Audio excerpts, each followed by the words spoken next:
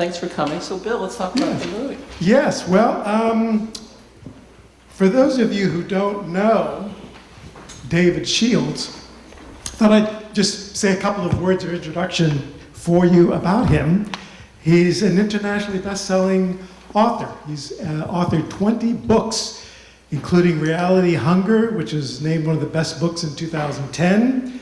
Alex lent me this book, Black Planet, which was a finalist for the National Books Critic Award, Circle Award in 2000, sometime a couple of years ago, right? No, it was some time ago, a few years ago. That book came out in '99. That's and right. was in certain ways the precursor, the prequel to this film. Yeah. Basically, I was trying to make a movie with an actor-director about Black Planet, and when that film came to an impasse, I realized so many of the issues I wanted to explore in that film, I could explore in a more current form through Marshawn Lynch. So in a way, that book became, in a strange way, this film. Well, I think it worked very well. Thanks. And then I'll just mention one of his other 20 books that I'm looking forward to reading. It's called Nobody Hates Trump More Than Trump, an Intervention. It's published in 2018. So David has received a Guggenheim and an ADH, and he has taught at several colleges, Sarah Lawrence, University of Washington, Warren Wilson, and I hear you're going to be artist in residence at Vermont College of Fine Arts? I am. I'll be there September 1st through 19th, and that we're showing the film again in Burlington at UVM. I think it's either on September 6th or September 9th, I forget, and then we're showing it in Montpelier at VCFA, again, either 6th or the 9th, but it's, anyway, if you want to, it's playing at the Savoy in Montpelier and at UVM. So, not that you need to see it again, but it's available now on Amazon and iTunes and Vimeo, etc. There is so much to glean from this film. I think you need to watch it more than once. There you go. So you explained that this grew out of this book project, Black Planet. But could you tell us how you got to Marshawn Lynch? I mean, this is an incredibly important historical moment that I think Marshawn captures a lot of what not just black athletes are experiencing, but African Americans. Why not Kaepernick? Why Marshawn? Right. Well, I live in Seattle and Los Angeles now, and so I'm, just part of me is this rather dumb sports fan. There's probably a bunch of Patriots fans out here tonight, this afternoon. So you're probably enjoying Super Bowl 49 more than I did. But, I'm just a Seahawks fan in this sort of dumb, not very thoughtful way. It's this weird regionalism by which each of us, because of where we happen to be living, some of us glom on to the local tribal unit that somehow represents that geographical space through warfare, basically. And I'm as stupid as the next person, so I just became a Seahawks fan through living in Seattle a lot of the last 20 years. And so I was a Seahawks fan. The Seahawks rose to national prominence. And the Marshawn Lynch, I was just fascinated by the way in which he uses silence as a form of resistance and protest. I feel like I grew up in the Bay Area, and I was in a very political family. As a kid, I had a horrible stutter. I could hardly talk. And I really pay attention to eloquence and silence, speech as renunciation, speech as art.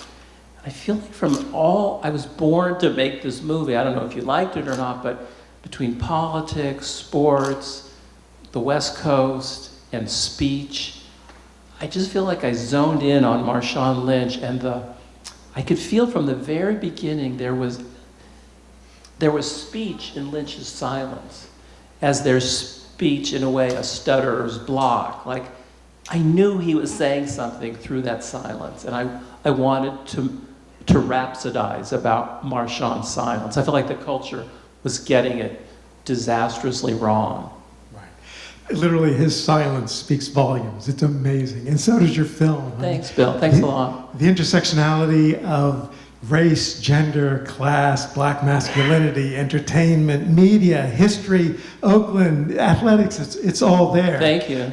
So I mean, I hope we discuss all these themes, but one thing that really struck me in watching this is like that it's not like any other documentary I've ever watched. It is a series of quick episodic moments. How did you decide upon that format as opposed to a series of talking heads that might talk for 2 or 3 minutes? I mean, that's such an interesting question. I don't know if you guys know, you probably know, some of you I'm sure know, the very influential, very great documentary filmmaker Ross McElwee, who teaches at Harvard and sometimes teaches at VCFA. Or I don't know if he teaches there, but a lot of Ross's former students now teach at VCFA. Anyway, Ross has been a huge influence on my work as a writer and filmmaker, not that this film is in any way like Ross's great films like Sherman's March, but that Ross just sent me a nice note about the film, and he called it a Godardian rant, which I think is a good way to say it. You know, he goes, this film is a category of its own. It's a Godardian rant, as in Jean-Luc Godard, you know, who kind of does these weird mixes of footage and found footage and language and words and smash cuts. And, you know, anyway, how to answer Bill's, you know, question. The film, you know, it's 84 minutes long. There are 700 clips in it. You know, it took us 4 years to make it. And I approached Marshawn Lynch 4 years ago and said, hi, you know, I like what you do. I'd like to make a movie that'll be about your silence. We pretty much understood what the movie was about from the beginning, or at least I had an intuition. And he just said, you know, thank you, but no thank you. You know, I won't participate, but I won't impede. And as I've said, I would have been bitterly disappointed if he had sat down for a 5-hour interview. I mean, it would have totally demolished the brand of the movie. You know, the whole point of the movie is that he doesn't speak and he gives us a 12-hour interview, like the movie's over. So there's a funny paradox to that. But in any case, you know, it's that phrase, necessity is the mother of invention, that I didn't have access to Marshawn. And the last thing I wanted to do was that kind of journalistic workaround in which you talk to 47 people all talking about Marshawn Lynch, 3/4 of whom would probably not speak to me because Marshawn would say, you know, please don't speak to him. And then there was the huge question of fair use that I have, you know, to me, the world's greatest intellectual property lawyer on speed dial. He's just a great guy who helped me with a previous book I did called War is Beautiful, which is a critique of New York Times war photography. And that book uses 64 photos from front page color pics of the New York Times, which I argue are deeply pornographic in their glamorization of war. And that book, amazingly, through my copyright lawyer, cleared fair use, and the Times wasn't happy. They ended up suing the publisher. But that book falls within fair use. You've got to be able to use images to critique what you're critiquing. So anyway, Bob Clarida, this terrifically good lawyer, advised me as how to make this film in the sense of, you know, there are a whole galaxy of questions surrounding fair use, but one of which is, you know, you always have to be making a commentary. That commentary has to be legible to an average viewer, so-called, and that you have to take as brief a cut as possible, and so no clip is longer than 15 seconds at the very longest.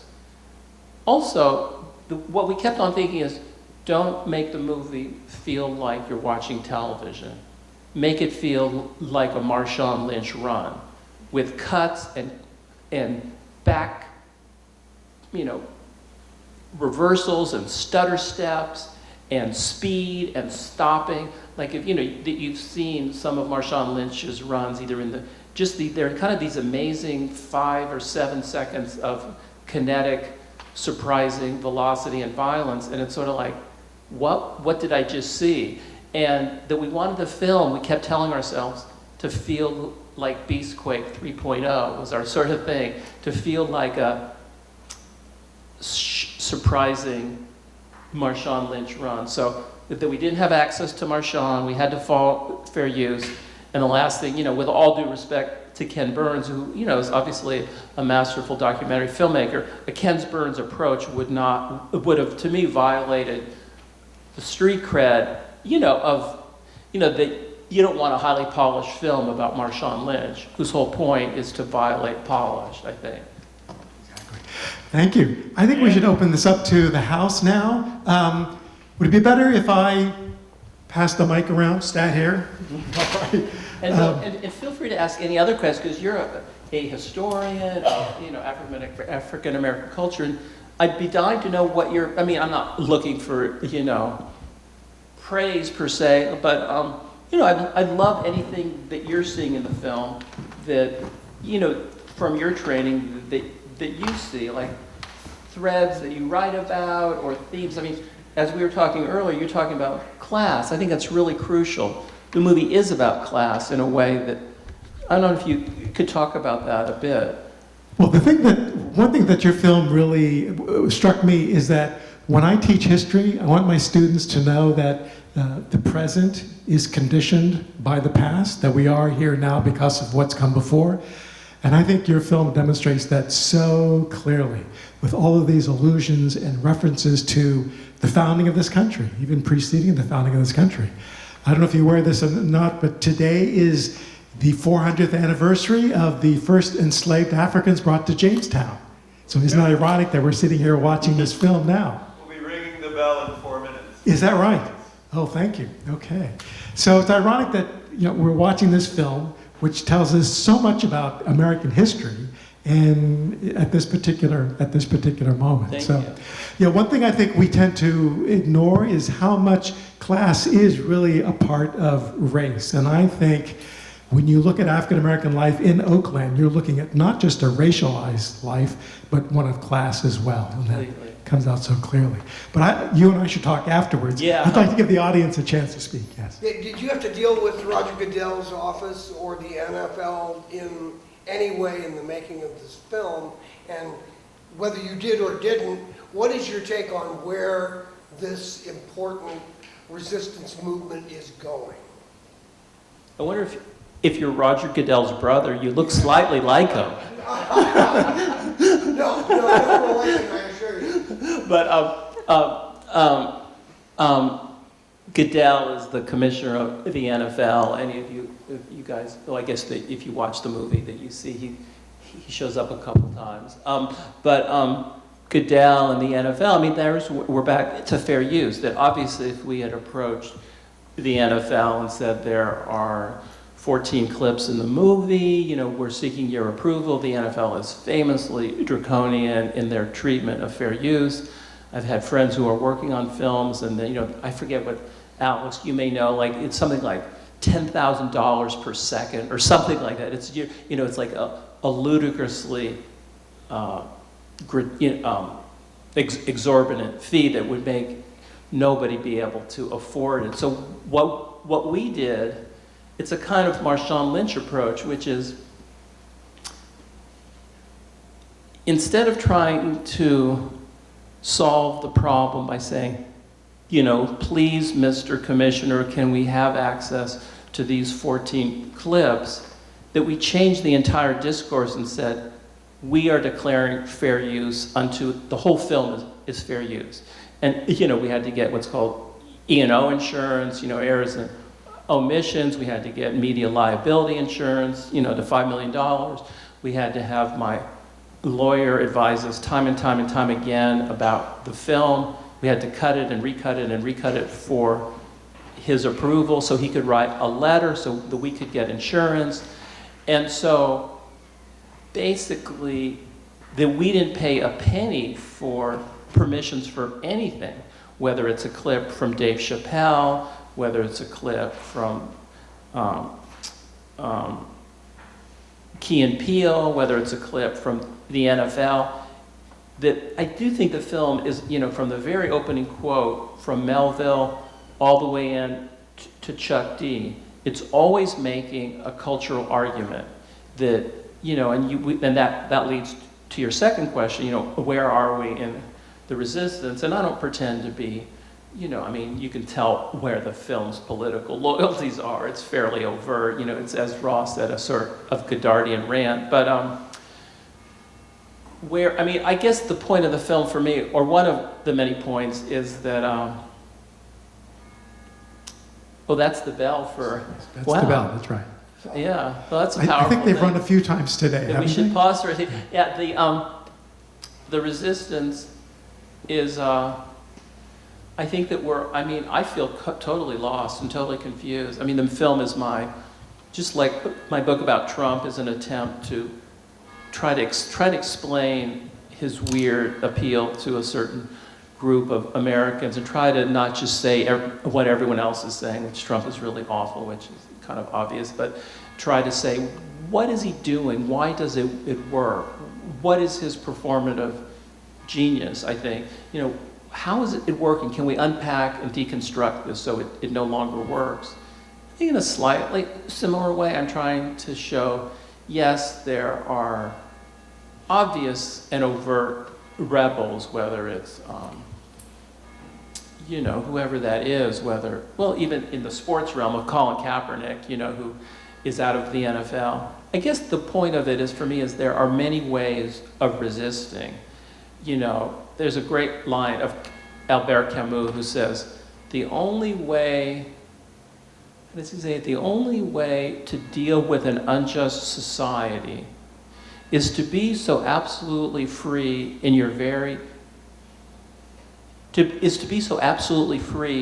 that your very existence is an act of rebellion. The only way to deal with an unjust society is to be so free that your very existence is an act of rebellion. And that's not a bad summary of Marshawn Lynch. I think, is he, the world's most radical or rebellious person? No. I mean, he's finally cashing checks. He finally had a very, successful career. He does commercials for Pepsi. But I do think, compared to most of us who live in a capitalist racist society, he tries to be true to himself. And, I try to be true to myself, and I fail sometimes and succeed sometimes.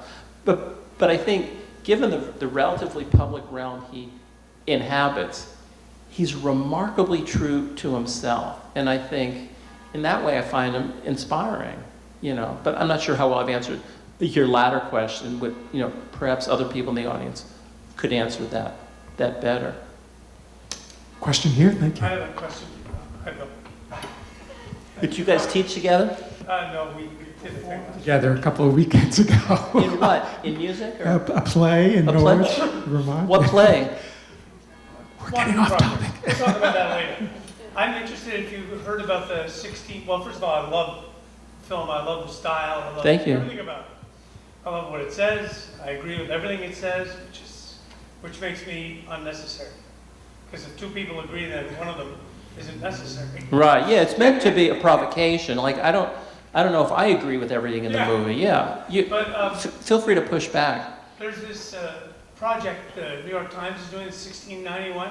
1619. Yes. 1619, and I'm dyslexic too. And I'm wondering if they would be interested in, I don't know, finding a place for this film. God, it's a great suggestion. Thank you.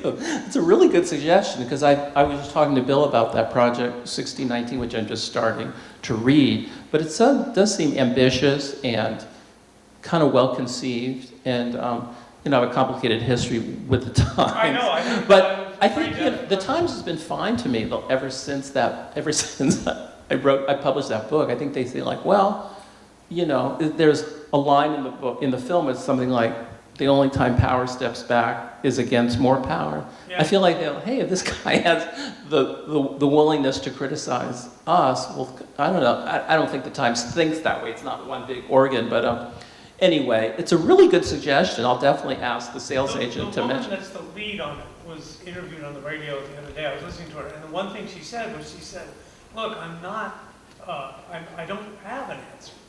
Exactly. No one has an answer. Right. I think it's possible. Maybe reparations are part of it. Maybe I don't have an answer, but I put the questions out there. That's what you felt. I agree. I was just talking. I keep trying to bring in Alex on this. I was just talking to Alex about how Germany, has dealt with its cataclysmic past, and I think there are far worse models than for America to follow than how Germany, in the 20th and 21st century has attempted to face truth and reconciliation in its own past. And I would argue that's clearly what America needs to do. I think that would go an And awfully yet we long see the rise of The counter-narrative, right-wing thinking emerging there. But I was just going to say, I think it's going to take white America to confront this in order to start solving this. And it's going to take some kind of truth and reconciliation effort, I think, to do that. Yes? Yeah. When you say confront this, what is this? This? Yeah, you said Oh, I think white this... America has to confront this. Yeah. For me, this is ongoing racial injustice, racism, violence, bifurcated society. I think clearly this country was founded as a bifurcated or tricated society, but our founding documents say, you know, this is a unitary nation, and that just has not proved out to be the case over the last 400 years. I really like the film, and I think two things. I guess I would ask, I've got too many thoughts in my head. One of them is, I wonder what the audience is for this film. Is it going to be an audience that already agrees with it or not? That's one thing. The other issue, I think, is I really love what David said about,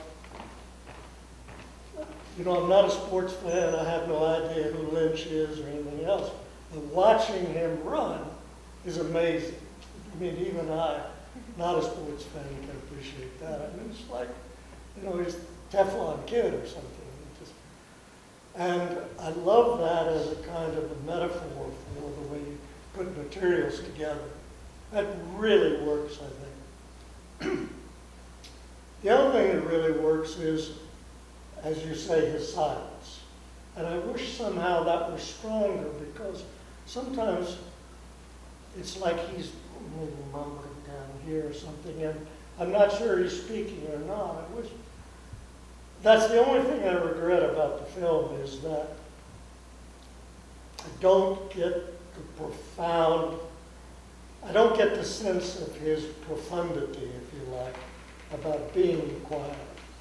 Because I see him doing commercials and other things. And so then when I see him not answering or saying, thank you for that question or whatever, it's not as strong as I wish it were. That's interesting. I mean, I would love to hear other people's take on that. I think, Let's not forget he's a 26-year-old kid. well, he's now 33, but yeah, even in the very, I'm sorry, but your point that he was a relatively young man when he was saying this, and that, you know, the opening shot of the movie is him, he's being asked by an African-American athlete and an African-American commentator, said, come on, just ask a question, you know, just ask us something. He goes, I ain't got no question. I mean, that's an amazing moment. He's a 15-year-old high school student, you know, he's becoming an athlete. And even in that relatively friendly environment, he's not going to be told what to do. You know, he could easily have conformed to the moment and just said something like, well, where did you get those cleats? Or something, you know, just to appease them. But he says, I ain't got no questions. Like, which to me implies, I got answers. You know, if you don't got questions, maybe you have answers. And to me, he's just built. I mean, there's so many factors that made him that way. Oakland, his father, and to me, among the stronger parts of the film is the Oakland chapter, where, you know, that we show how from Gertrude Stein, Jack London, all the way up to Tupac Shakur, Angela Davis, Alice Walker, Bruce Lee. There's just a whole galaxy of mainly people of color, but even people like Clint Eastwood, who use silence and symbolism as a form of protest and, I would argue, sort of deconstruction. So, I mean, that's interesting to me that Ted found. It might depend a little bit on a knowledge of Marshawn Lynch, that there's a whole meme of him in the culture for the last several years as, you know, this Bartleby-esque figure. You guys remember the Melville novella, Bartleby the Scrivener, who always says, I would prefer not to. No matter what his boss asks him to do on Wall Street, Bartleby refuses please get me some paper. I would prefer not to. Please leave Bartley, it's fine. I would prefer not to. I mean, that is Marshawn Lynch. And to me, that comes through very strongly. Maybe if someone had never, had not heard of Marshawn Lynch, that silence doesn't speak. I mean, I'm curious if other people struggled over that. To me, that's there, pretty loudly, but that might be because I'm so... My ability to see the film more than once. Yeah. Because one of the things that I felt was, and liked, was I had different ideas continuously about what the takeaway was from this film. There would be a section I would say, oh, the takeaway is X, and then Right. be another section, oh, it's Y. That's collage. That's collage. And I like that, but I'd like to push back on Bill saying, and maybe this is about the film too. I don't, in an academic setting, it makes a lot of sense to say we are where we are now because of this, and this. But there's a sense that when I'm watching the film, I know Baldwin, I know Carmichael, I know all the, that's part of my biography. But to what extent does that, recasting all of that, just reify racism, just make it more, make us more aware of racism in the country, rather than leading us to where we say, I don't see color anymore. Well, Will I ever get there? I don't know. I think we went through a period of that, Ted, back in the 50s, 60s, 70s, and 80s, where the hope was you wouldn't see color, but that never really was the case. That was just the rather than the actuality. I didn't say back then I didn't see color. Yeah. But I certainly hope we will get to the point where we don't see color. And I wonder whether this film contributes to that trajectory or works against it. Yeah. That's my pushback. I'm not sure I can even answer that, but I'd like to get back to what you said about Marshawn. I too was struck by this tension of how he presents himself. On the one hand, he's this recalcitrant, silent football player, but then he's almost like a minstrel performer when it comes to television commercials. And the way I read that is football defines who he is, and he's going to control that. Commercials, he could care less. He's there for the money. Everybody knows you do the commercials for the money. He doesn't care about that. He's willing to act the buffoon. But in football, since that defines who he is, he's not going to act for anybody except himself. And I admire that a lot. Yeah. And also that, that he's obviously getting paid. Like if you stand up before a reporter in the locker room, you're essentially providing free sound bites to keep afloat ESPN, and all these other huge commercial trillion-dollar entities owned. I think ESPN is owned by Disney, isn't it? Still, I can't remember. But yeah. And that basically, he'll do. I mean, there's probably he's not a perfect human being. He does these rather silly commercials. He wants the check to cash as much as the next person, but the check is cashed. He's not going to speak for free. This fellow had a question or comment. I had a question. Thank you very much for the film. This is a big day of learning. One of the stars of the film is capitalism, and I had a question about, against the backdrop of media for profit, the NFL, Skittles, agricultural-based economy, where slavery was used. Were you inspired at all, or were there any authors or other pieces of work that you were inspired about in terms of the role of capitalism here, so that looking for advice that as I leave here and go on, I want to deepen my understanding, particularly the connection between the role of capitalism in marginalizing people. Wow, that's a beautiful reading of it. I think, it goes back to Bill's comment that, the film is a lot about class. And that I think there's do you know a wonderful book by Sven Lindqvist called A History of Bombing? Is that a book that anybody knows? Kind of obscure, but quite brilliant collage work. I read and watch almost exclusively works that are pointillistic, collage-like and montage-like. It's just how my mind thinks. It's an incredible book. It really tracks the history of warfare in a series of hundreds of little paragraphs. It looks on the page approximately how my film feels when you are viewing it. So that, A History of Bombing by Sven Lindqvist was an influence, and just a whole galaxy of other works of literary and cinematic collage, whether it's, Maggie Nelson's Bluettes or Sarah Manguso's Ongoingness, or Amy Fusselman's book, The Pharmacist's Maid, or in film, various kinds of self-reflexive documentary film like Ross McElwee, Errol Morris, Frederick Weissman, a whole galaxy of, to me, cine essay, sort of film essay. So those were the big influences on me. I'm not sure did I reread Adam Smith and Karl Marx before? I've read them, the way that one does in graduate school, but I can't pretend I studied capitalism per se. Other than, I really did immerse myself and saturate myself in Marshawn Lynchiana for 4 years. I read everything about him. I looked at every clip, obviously, in which he could possibly appear. And I did feel like at the end of the movie, for fair use of reasons, that we said something like, I think this is not a bad summary of the film, which our IP lawyer said we had to include to keep on making the argument that the film is not plagiarizing other people's clips, it's using them to make a coherent intellectual argument.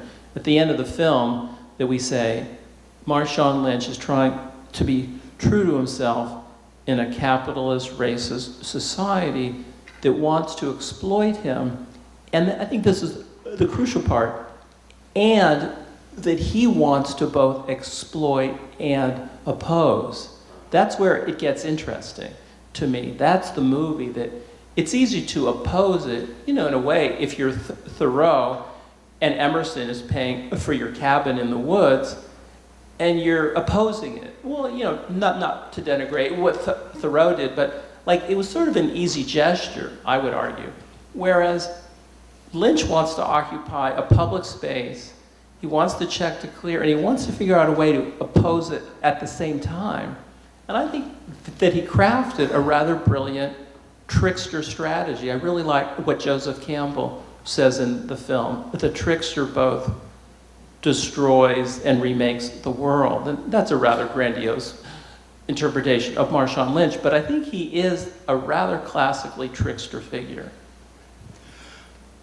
I was told to keep us to about 15, 20 minutes. Yeah, we're over a half hour. So Yes, that's we're right. done. Is the next screening at 4 or 3:30? The doors open in about 10 minutes for that. So then we should clear out. Oh, okay. Thank you for the questions, Yes, thank you everybody. very much.